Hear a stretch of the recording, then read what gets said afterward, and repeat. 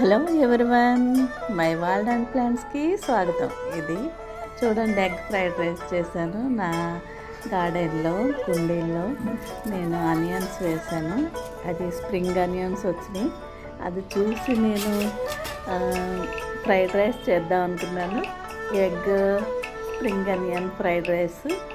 ఇక దానికోసం క్యారెట్, ఒక దుంప, మిర్చి, ఎగ్స్, స్ప్రింగ్ ఆనియన్స్ క్లీన్ చేసి కట్ చేసి పెట్టుకున్నాను. క్యారెట్ ఒకటి, జీలకర్ర, ఇంకా మనకి వెల్లుల్లిపాయని కొంచెం హెల్త్కి మనకి మంచిదన్న ఏదైతే అయితే చేసుకోవాలో అవన్నీ. అంటే నాకు స్ప్రింగ్ ఆనియన్స్ చూసి నేను ఇదివరకు చాలా ఇది చేసేదాన్ని.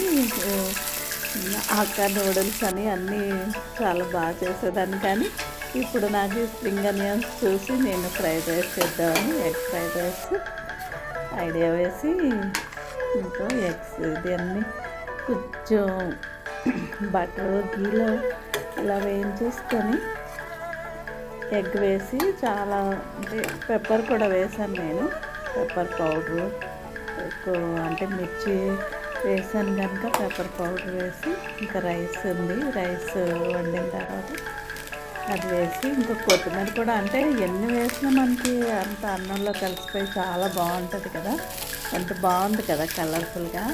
మీకు నచ్చిందా? నచ్చినట్లయితే నాకు లైక్ చేయండి, షేర్ చేయండి, కామెంట్ చేయండి, సబ్స్క్రైబ్ కూడా చేయండి. మీరు ఇది చాలా టేస్టీగా ఉంది. మీరు ఇన్స్టెంట్గా ట్రై చేయండి. హెల్తీగా హ్యాపీగా ఉండండి.